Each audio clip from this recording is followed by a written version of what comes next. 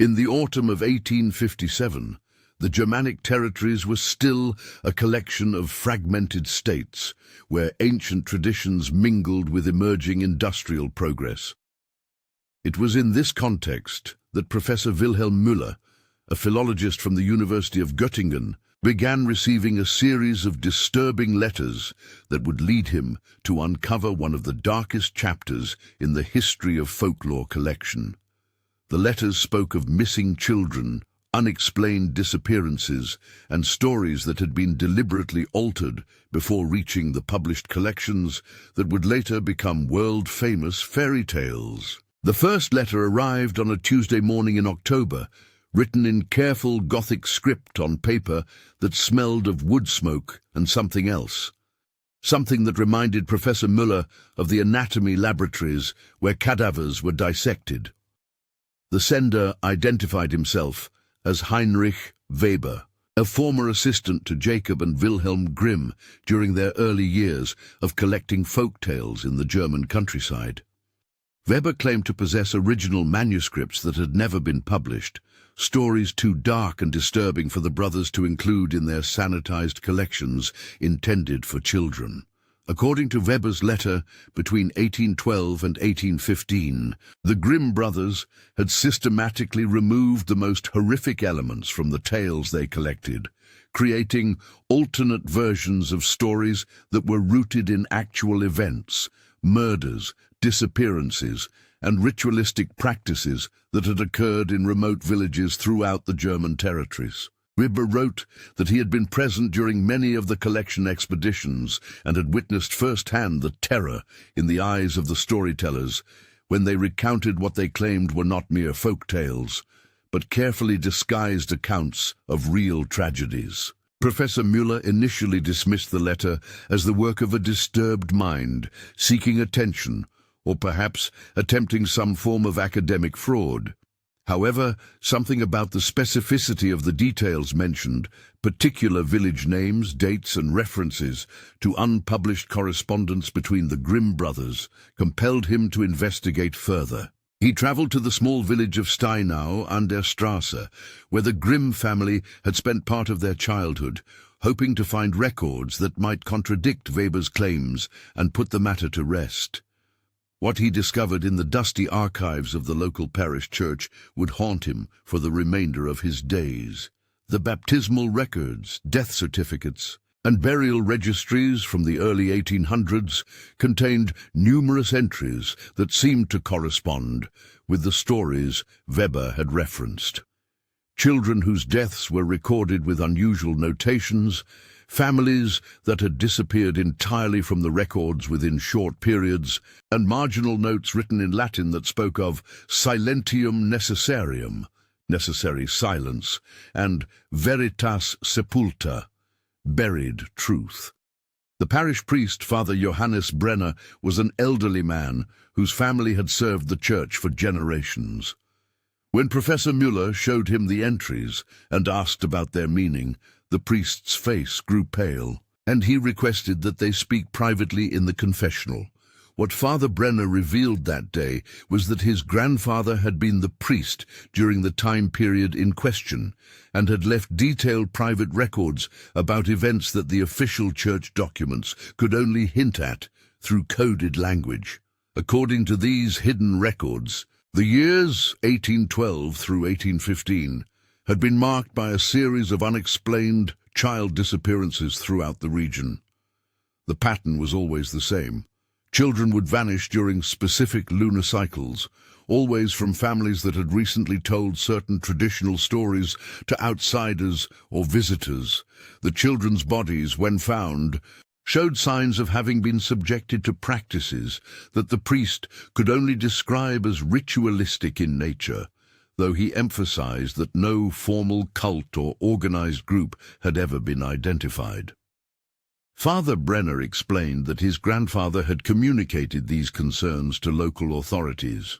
But the political upheaval of the Napoleonic era meant that investigations were inconsistent and often abandoned when investigators themselves began experiencing what could only be described as systematic intimidation.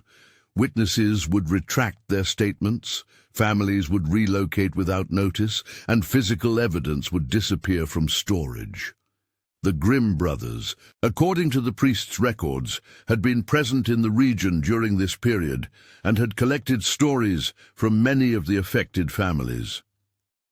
The most disturbing aspect of Father Brenner's revelation was his claim that the storytelling itself seemed to trigger the disappearances. His grandfather's notes indicated that families who shared their traditional tales with the Grimm brothers would report strange occurrences within days of the visit. Sounds in the walls of their homes, children speaking in voices that were not their own, and the appearance of symbols carved into trees near their properties.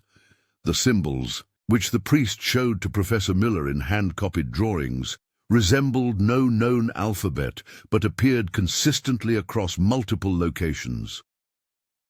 Professor Miller spent the following weeks traveling between villages mentioned in the church records, seeking additional evidence to either confirm or dispel what seemed like an impossible connection between folklore collection and actual violence. In each location he found similar patterns: church records with mysterious gaps, local traditions of silence around certain subjects, and elderly residents who had become visibly distressed when asked about the period in question.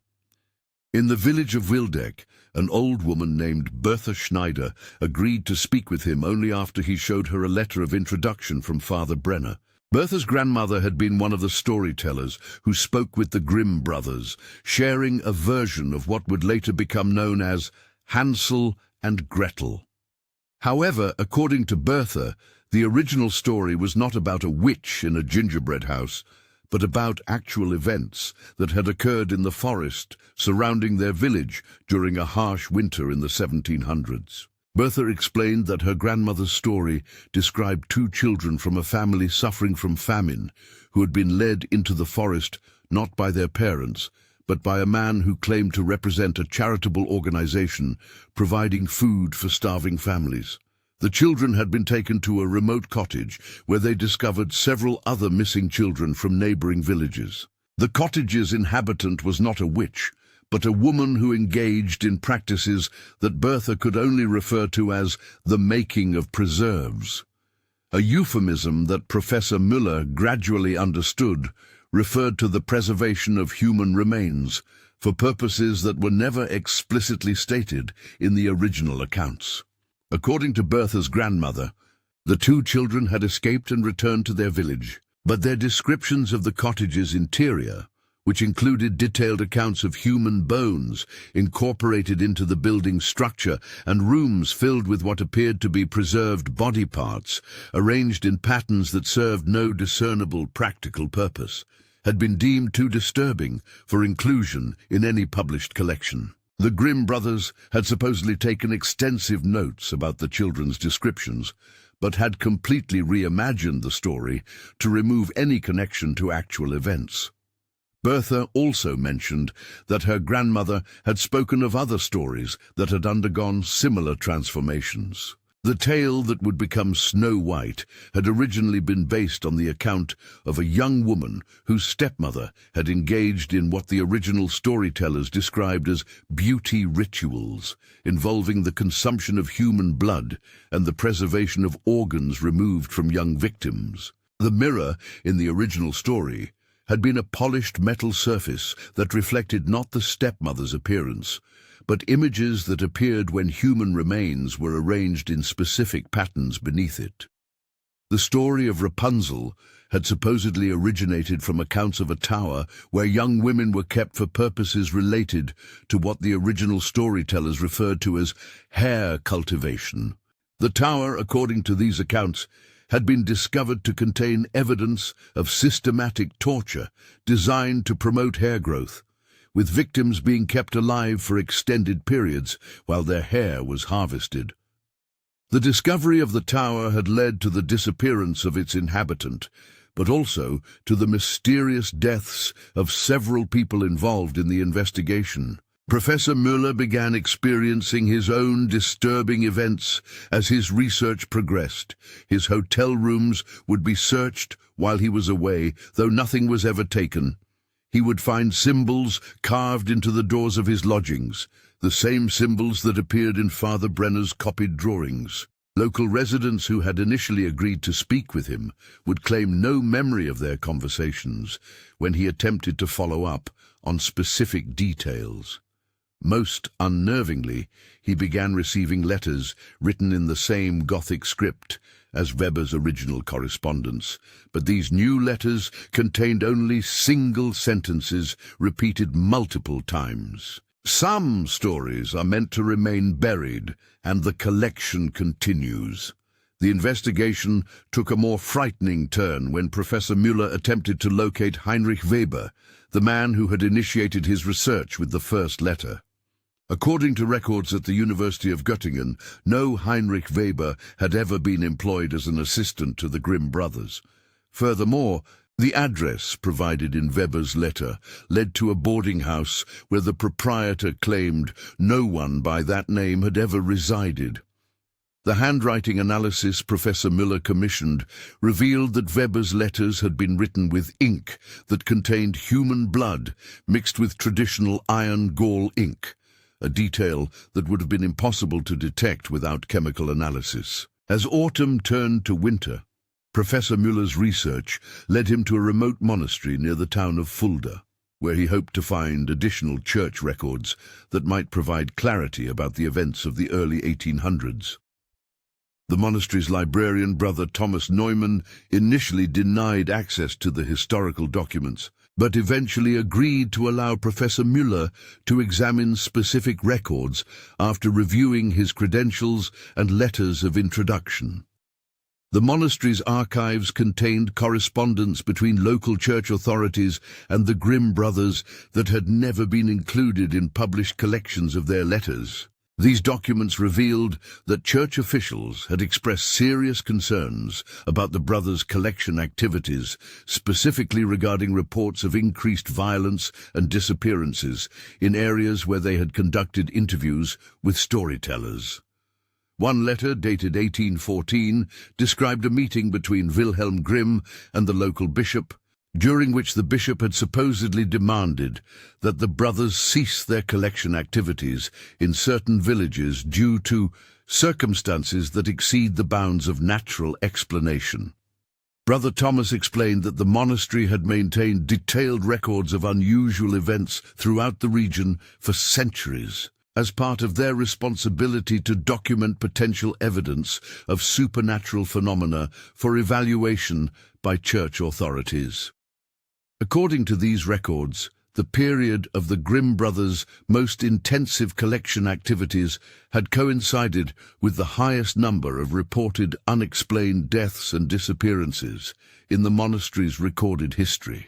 The records also indicated that several monks who had attempted to investigate connections between the storytelling activities and the violent events had subsequently disappeared or died under mysterious circumstances.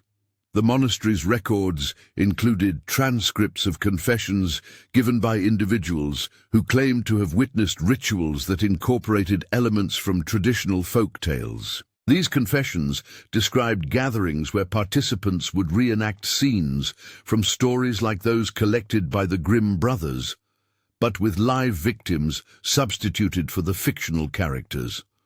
The confessions were detailed enough to provide specific locations for these activities, primarily isolated clearings in dense forests and abandoned structures from earlier historical periods. Professor Müller requested permission to visit one of the locations mentioned in the monastery's records, a ruined tower approximately 15 kilometers from the monastery that had been described in multiple confessions as a site where gatherings had occurred. Brother Thomas strongly discouraged the visit, explaining that previous investigators who had explored the site had returned in states of psychological distress that required extended periods of spiritual counseling. However, Professor Müller's academic curiosity overcame his caution. and he arranged for a local guide to accompany him to the location. The tower stood in a clearing surrounded by unusually dense forest, with trees that appeared significantly older and larger than those in the surrounding areas. The structure itself was built from local stone, but incorporated architectural elements that seemed inconsistent with known building practices from the region. Most notably, the interior walls contained niches that had clearly been designed to hold human remains, with drainage systems that would have allowed for the collection and storage of bodily fluids.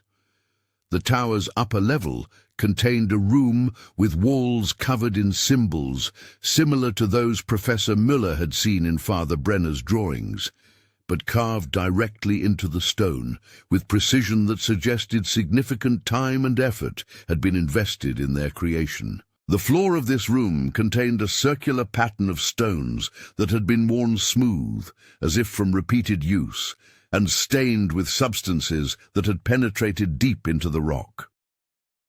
Most disturbing were the discoveries made in the tower's foundation, where Professor Müller's guide uncovered human bones that had been arranged in patterns that corresponded to descriptions found in the monastery's confession records. The guide, a local man named Friedrich Hoffmann, whose family had lived in the region for generations, explained that the tower had been avoided by local residents for as long as anyone could remember. His grandfather had told stories about groups of people who would travel to the tower during specific times of the year, bringing with them individuals who were never seen again. According to these family stories, the activities at the tower had continued well into the 1800s, long after the initial collection period of the Grimm brothers, suggesting that the connection between folklore and actual violence had become self-perpetuating. Professor Müller's exploration of the tower was cut short when both he and Friedrich began experiencing symptoms that could only be described as psychological distress, vivid hallucinations involving children's voices calling for help, visual distortions that made the carved symbols appear to move, and a persistent sensation of being observed by unseen watchers. They left the site immediately, but both men continued to experience disturbing dreams and waking visions for weeks afterward. Upon returning to the monastery, Professor Müller learned that Brother Thomas had been conducting his own investigation into the professor's background and had discovered troubling information. According to the brothers' inquiries, Professor Müller's visit had been preceded by several other academic researchers over the previous decades, all of whom had been investigating similar connections between folklore collection and unexplained violence. Each of these researchers had eventually disappeared or died under circumstances that local authorities had been unable to adequately explain. Brother Thomas showed Professor Müller a leather-bound journal that the monastery had inherited from one of these previous investigators, a historian named Dr. Elizabeth Hartmann, who had visited in 1843. Dr. Hartmann's journal contained detailed notes about her research into the same patterns of disappearances and ritualistic violence that Professor Müller had been investigating. Her final entries described her growing conviction that the activities connected to folklore collection had never actually ceased, but had instead evolved and continued in different forms, adapting to changing social and political circumstances while maintaining their fundamental nature. According to Dr. Hartmann's journal, she had identified what she believed to be a continuing network of individuals who maintained the practices originally associated with the folktale collections, but who had become more sophisticated in their methods of avoiding detection. She had documented evidence of a systematic approach to identifying and eliminating researchers who came too close to uncovering the truth about the historical connections between storytelling and violence. Her final entry, dated just days before her disappearance, expressed her belief that she was being actively hunted by individuals connected to these continuing activities. The journal also contained Dr. Hartmann's analysis of the modified folk tales that had been published by the Grimm brothers. She had identified specific linguistic and symbolic patterns in the published versions that she believed served as coded communications for individuals involved in the actual practices described in the original, uncollected versions of the stories. According to her theory, the published tales functioned as a form of hidden language that allowed practitioners to identify each other and communicate information about locations, timing, and methods for continuing their activities. Professor Müller spent several days reviewing Dr. Hartmann's journal and comparing her findings with his own research. The correlations were undeniable. Both investigators had uncovered evidence of the same patterns of violence, the same symbolic systems, and the same apparent continuity of practices across multiple decades. More disturbing was Dr. Hartmann's documentation of what appeared to be a systematic effort to eliminate anyone who approached too close to understanding the true nature of these activities. Brother Thomas informed Professor Müller that the monastery had made the decision to end any further cooperation with his research. The brother explained that previous experiences with investigators had convinced the monastery's leadership that continued involvement posed unacceptable risks to both the researchers and the monastery itself. He provided Professor Müller with copies of the documents he had already examined, but requested that the professor leave the monastery immediately and refrain from any further attempts to contact the institution about these matters. As Professor Müller prepared to depart, Brother Thomas offered one final piece of information that would prove to be the most significant revelation of the entire investigation. He explained that the monastery maintained correspondence with similar institutions throughout the German territories and beyond, and that this network had been tracking patterns of unexplained violence and disappearances for centuries. According to their collective records, the activities that Professor Müller had been investigating were not unique to the period of the Grimm brothers' collection work, but represented one manifestation of practices that had continued across multiple historical periods and geographic regions. The network of monasteries had documented evidence suggesting that folk-tale collection and storytelling traditions had repeatedly been infiltrated and manipulated by groups practicing ritualistic violence, with the stories serving multiple functions: as coded communications between practitioners, as methods for identifying potential victims, and as psychological preparation for individuals who would be inducted into the practices. The Grimm brothers, according to this broader historical perspective, had inadvertently documented and preserved evidence of these activities while simultaneously providing the practitioners with a more sophisticated means of communication and recruitment. Brother Thomas's final warning to Professor Müller was that the evidence suggested these activities had not diminished over time, but had instead become more sophisticated and more widely distributed. The monastery's network had identified similar patterns in folktale collections from other countries and cultures, suggesting that the practices had spread beyond their original Germanic context. More ominously, the network had documented evidence of increased activity in regions where academic researchers had attempted to investigate connections between folklore and unexplained violence, indicating that the practitioners were actively monitoring and responding to scholarly investigations. Professor Müller left the monastery with a collection of documents that provided overwhelming evidence of the connections he had been investigating, but also with a growing awareness that his research had placed him in considerable personal danger. The pattern of disappeared and deceased researchers, documented by Dr. Hartmann and confirmed by the monastery's records, suggested that continuing his investigation would likely result in his own elimination. However, his academic conscience and his horror at the implications of what he had discovered compelled him to attempt to document and preserve his findings before withdrawing from the research.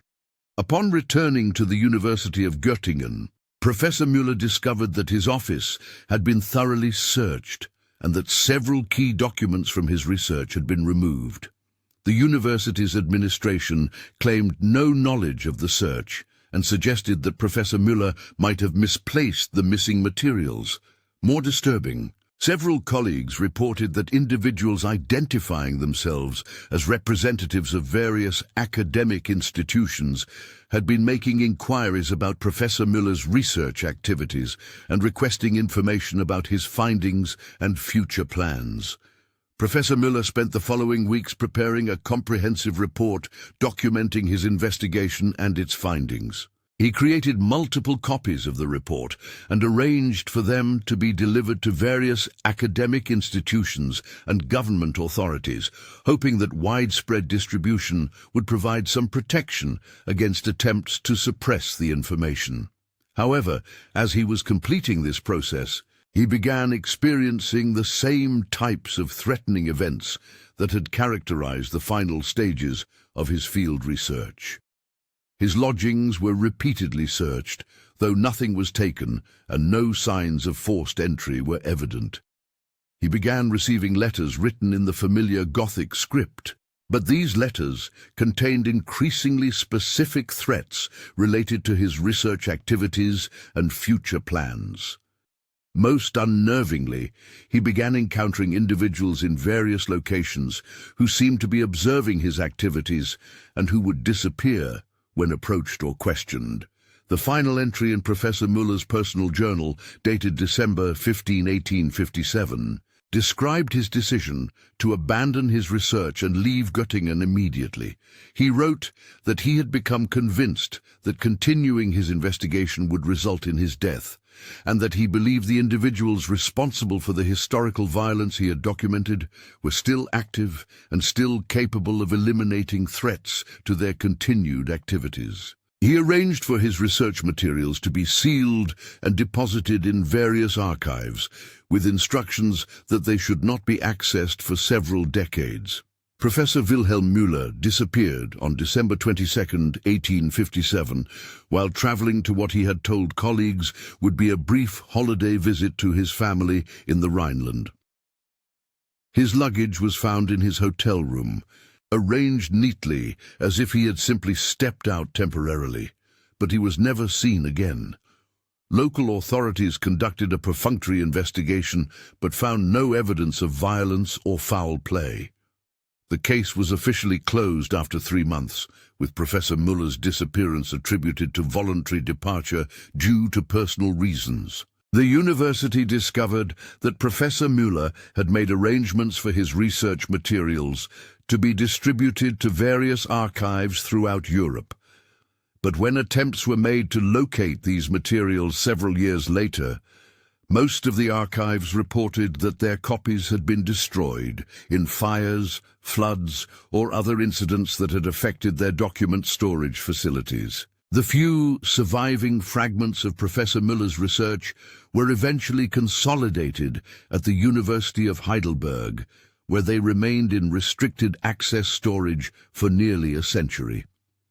In 1963, a graduate student named Hans Richter gained access to Professor Müller's surviving research materials as part of his dissertation on 19th-century folklore studies. Richter discovered that the materials contained references to locations and documents that had not been destroyed, and he began conducting his own investigation into the connections between folk-tale collection and unexplained violence. His research was never completed. Hans Richter was found dead in his apartment in 1964, apparently having died by suicide, though several aspects of the scene were never adequately explained by authorities. The official investigation into Richter's death noted that his apartment contained extensive notes about ritualistic practices and unexplained disappearances, along with hand-copied symbols that matched those found in Professor Müller's surviving documents. Most of Richter's research materials were removed from his apartment by authorities and have never been made available for examination by other researchers. The University of Heidelberg restricted access to Professor Müller's materials indefinitely following Richter's death. In the decades that followed, several other researchers attempted to investigate aspects of the connections documented by Professor Müller and Dr. Hartmann. None of these subsequent investigations have been completed. Some researchers withdrew voluntarily from their studies, citing personal reasons or academic disagreements with their findings. Others experienced unexplained accidents or health problems that prevented them from continuing their work. A few simply disappeared, leaving behind research materials that were subsequently lost or destroyed under various circumstances. Today, the published versions of the Grimm fairy tales continue to be read by millions of children worldwide, with few readers aware of the dark history that may lie behind their familiar stories. The original folk tales that inspired these published versions, with their connections to actual events and their potential role in facilitating continuing violence, remain largely unknown outside of academic circles, and even within academia, research into these connections is actively discouraged. The symbols documented by Professor Müller, Dr. Hartmann, and other investigators continue to appear in various contexts throughout Europe and beyond. Modern researchers who have attempted to study these symbols have generally focused on their potential archaeological or linguistic significance, avoiding investigation into their possible connections to historical or contemporary violent practices. The few scholars who have approached these symbols from a criminological perspective have typically found their research discouraged by institutional policies or funding limitations. The network of monasteries and religious institutions that documented the historical patterns identified by Professor Müller continues to exist, but their records regarding these matters have been classified as confidential and are no longer accessible to outside researchers. Church authorities have generally stated that these restrictions are necessary to protect the privacy of historical confession records and to prevent the misuse of sensitive information for sensational or inappropriate purposes. The locations identified in the various investigations, the ruined tower near Fulda, the remote cottages described in the original folk tales, the forest clearings mentioned in church records, remain largely undisturbed by modern development. Local residents continue to avoid these areas, often citing traditional beliefs about their being haunted or cursed, though few are willing to discuss the specific historical events that may have given rise to these beliefs. The practices documented in Professor Müller's research, the systematic collection and modification of folk tales to serve as coded communications, the use of traditional storytelling contexts to identify potential victims, the adaptation of cultural traditions to facilitate ritualistic violence, represent methods that could theoretically be applied in any cultural context, where oral traditions and storytelling remain significant social activities. The international distribution of Germanic folk tales through the Grimm brothers' publications and their derivatives has created a global familiarity with narrative structures and symbolic systems that originated in the specific historical context documented by Professor Müller. Contemporary scholars who work with folklore and oral tradition are generally trained to approach their subjects with sensitivity to cultural context and awareness of potential ethical implications. However, the specific historical patterns identified in Professor Müller's research are not widely known within the academic community, and researchers working in this field typically focus on cultural preservation and literary analysis rather than potential connections to historical or contemporary violence. The question of whether the practices documented in 18th and 19th century Germanic territories represent isolated historical phenomena or part of continuing patterns that have adapted to modern circumstances remains unanswered. The systematic elimination of researchers who have attempted to investigate these connections has created a situation where comprehensive study of the question has become effectively impossible through conventional academic methods. The surviving evidence suggests that traditional folk tales, particularly those collected and modified by the Grimm brothers, should be understood not merely as cultural artifacts or entertainment for children, but as potential repositories of encoded information about historical violence and possibly as continuing tools for communication among individuals engaged in practices that society does not acknowledge or address. The implications of this understanding extend beyond academic folklore studies to questions about cultural transmission, social control, and the persistence of underground networks that operate parallel to recognized social institutions. For those who encounter these stories in their familiar, sanitized forms, the darkness that may lie beneath their surface narratives serves as a reminder that cultural traditions often carry within them traces of historical experiences that societies have chosen to forget or deny. The transformation of accounts of actual violence into comforting fairy tales represents a form of collective amnesia that may serve psychological and social functions, but also creates opportunities for the continuation of the very practices that the original stories documented. The villages of the Germanic territories where these events occurred continue to exist today, their residents largely unaware of their community's potential connections to the dark history preserved in academic archives and religious records. The folk tales continue to be told, the symbols continue to appear, and the patterns of unexplained violence continue to manifest in various forms across different geographical and cultural contexts. The story of Professor Miller's investigation, like the folk tales that inspired it, has been preserved in fragments, modified through retelling, and hidden within academic archives that few researchers access and even fewer are permitted to study comprehensively.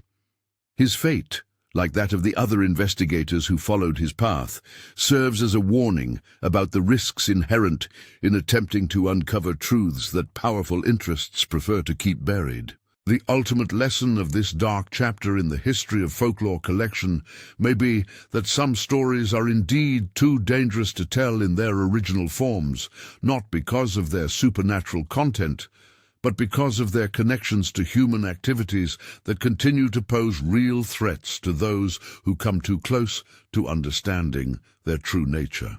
The Grimm brothers' decision to sanitize and modify the tales they collected may have been motivated not only by concerns about appropriateness for children, but by an awareness of the actual dangers associated with preserving and disseminating the original accounts in their unmodified forms. Today, as folklore and traditional stories continue to be collected and studied around the world, the patterns identified in Professor Miller's research remain relevant to contemporary academic practice. The potential for traditional narratives to serve as repositories for information about historical violence, and their possible continued use as tools for communication and coordination among individuals engaged in harmful activities, suggests that researchers working with folklore and oral tradition should approach their subjects with awareness of these possibilities and appropriate caution regarding the potential consequences of their work. The fairy tales that children around the world continue to enjoy at bedtime carry within their familiar narratives the shadows of real human experiences that were deliberately transformed and hidden, but never completely erased. The true Brothers Grimm legacy may lie not in the stories they chose to publish, but in the stories they chose to bury, and in the continuing mystery of what became of those who have attempted to uncover the truth about the connections between fantasy and historical reality. The archives remain sealed, the locations remain avoided, and the patterns remain unbroken. Somewhere in the forests of Germany, the symbols continue to appear on ancient trees, and the stories continue to be told in forms that careful listeners might recognize as different from the versions found in children's books. The collection continues, as it has for centuries, adapting to new circumstances while maintaining its essential nature, waiting for the next researcher brave enough or foolish enough to attempt to document its true scope and significance. And perhaps, in the quiet moments between sleeping and waking, children who listen to these sanitized tales sometimes hear echoes of their original forms, glimpses of the darkness that lies beneath the surface of familiar narratives. Reminders that the most frightening monsters are often those that wear human faces and use human voices to tell stories that seem comforting until their true purposes become clear. The investigation that began with Heinrich Weber's letter and ended with Professor Müller's disappearance represents just one attempt to understand patterns that extend far beyond the Germanic territories of the 19th century. The questions raised by their research remain unanswered. The dangers they identified remain unaddressed, and the practices they documented continue to cast shadows over the innocent pleasure that millions of people find in stories that were never as simple as they appeared. In the end, the true horror of the brothers Grimm legacy may not lie in the supernatural elements that were added to make their stories more fantastical, but in the real human elements that were removed to make them more palatable, leaving behind sanitized narratives that continue to circulate while their dark origins remain hidden in restricted archives and forgotten memories, waiting for someone else to discover that some fairy tales are true in ways that no one wants to believe. The documentation ends here, but the story does not. In 1968, the University of Heidelberg reported that the remaining fragments of Professor Müller's research had been destroyed in a fire that affected only the restricted archives section. No other materials were damaged, and the cause of the fire was never determined. The official investigation concluded that faulty electrical wiring was responsible, though the building had been recently renovated with modern electrical systems. The same year, several European universities reported similar incidents affecting their folklore collections, particularly those containing materials related to Germanic oral traditions. A pattern emerged of selective destruction that targeted only the most sensitive historical documents, while leaving surrounding materials untouched. Archivists began to suspect coordinated action, but no evidence of conspiracy was ever established. Brother Thomas, the monastery librarian who had assisted Professor Müller, died peacefully in his sleep in 1969. Among his personal effects, his successor found a sealed envelope containing a single page of text written in Latin. The document stated simply, "The circle closes as it must. The stories have found their proper guardians. Let scholars study what is safe to study, and let children sleep peacefully with their innocent tales."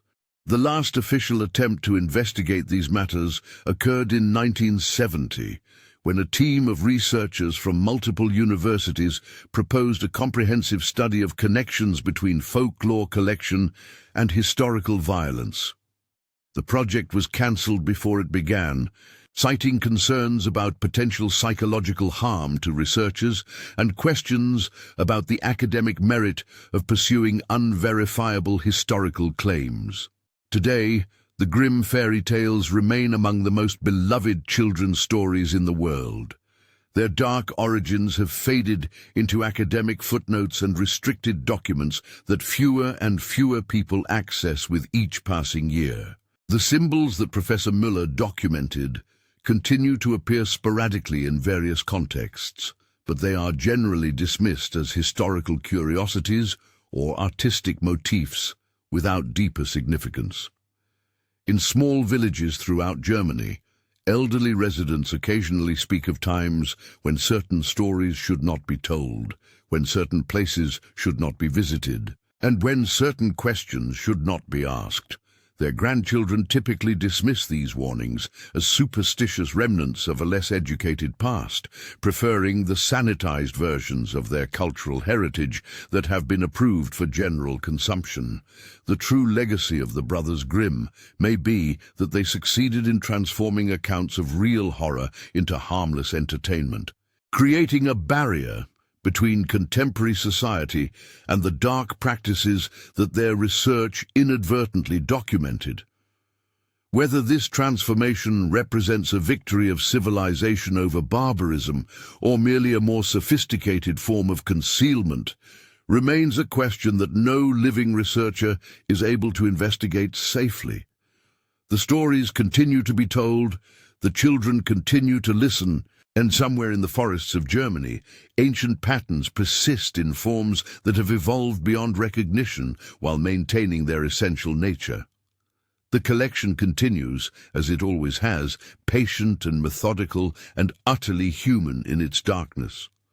Perhaps the most disturbing truth is not that monsters exist in fairy tales, but that fairy tales exist to hide the monsters that walk among us, wearing familiar faces and speaking in comforting voices, telling stories that serve purposes their listeners cannot imagine and would not believe if they could.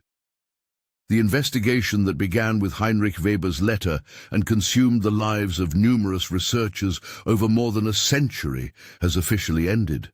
The archives are sealed, the witnesses are silent, and the academic community has moved on to safer subjects.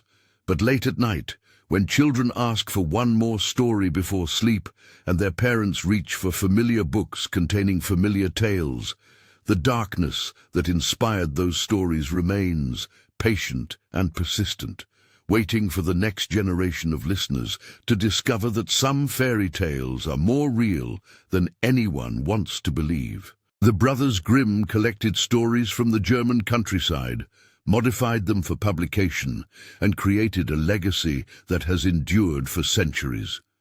But they also left behind questions that may never be safely answered, and patterns that continue to manifest in ways that most people prefer not to acknowledge or understand. In the end, the most frightening realization may be that the stories were never meant to end.